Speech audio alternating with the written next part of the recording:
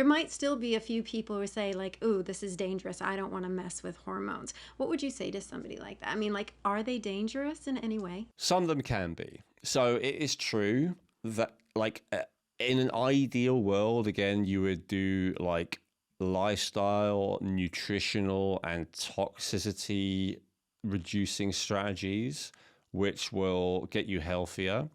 The right level of exercise for you, which varies widely, and, more sunlight during the day, more darkness at night, all of that stuff. All of the lifestyle stuff you've heard from everyone before, more organic food, et cetera, et cetera, et cetera.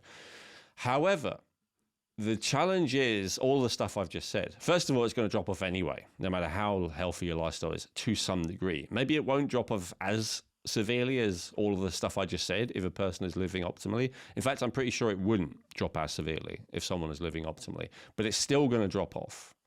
And of course, all the lifestyle stuff is not necessarily going to make up for the passed on generation by generation genetic tendencies for hormonal imbalances, like I've talked about. So that can't be dealt with it before. So lifestyle and supplement is safer. It's often a good place to start with nutrients. Like if you can easily have a hormone deficiency just because you've got a nutrient deficiency, like zinc or magnesium or something like that. Some of the B vitamins, very common.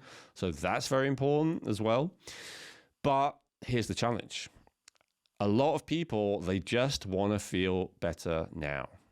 And a lot of people are feeling so bad that if you give them a list, here are the foods that you should eat and shouldn't eat every day. Here are the skincare products you should and shouldn't use, cleaning products you shouldn't use, clothing that you should or shouldn't use, depending on how toxic it is, the exercise you should and shouldn't do, the foods you should and shouldn't eat, the relationships that you should and shouldn't have, the jobs you should and shouldn't have, the attitude to life you should and shouldn't have, the activities that you should and shouldn't engage in. I mean, it's a hell of a lot. And most people are not going to want to do it. And even the ones who want to do it are often going to struggle to actually do it because they're not feeling good. And when people don't feel good, they reach for things that make them feel better, or they go back to neurological habits that are familiar.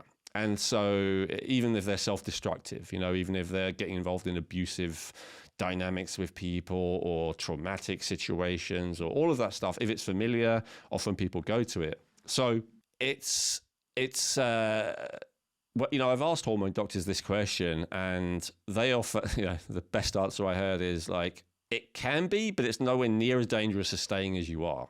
That's a good point. That's a really good point.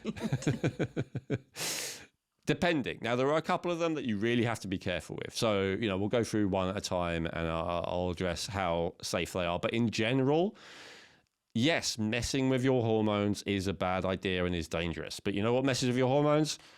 Alcohol, cannabis, most prescription drugs, going to bed too late, not sleeping enough, working too much, not getting enough sunlight, on and on and on and on. All those things are already messing with your hormones. Tap water, estrogen in the water, plastics. I mean, it's never ending. So you've already messed with your hormones. You watching right now, yes, you, guaranteed. Even if you're not doing it anymore, you did for probably decades before you started being healthy. So your hormones are already messed with. So that's how I look at it. Hey, I hope you enjoyed that clip from the Rejuvenate podcast. If you want to watch the full episode that came from, just click on the link above. Or if you just want to watch our latest video, then click the link below. And make sure that you subscribe to the channel and like the video. Thank you.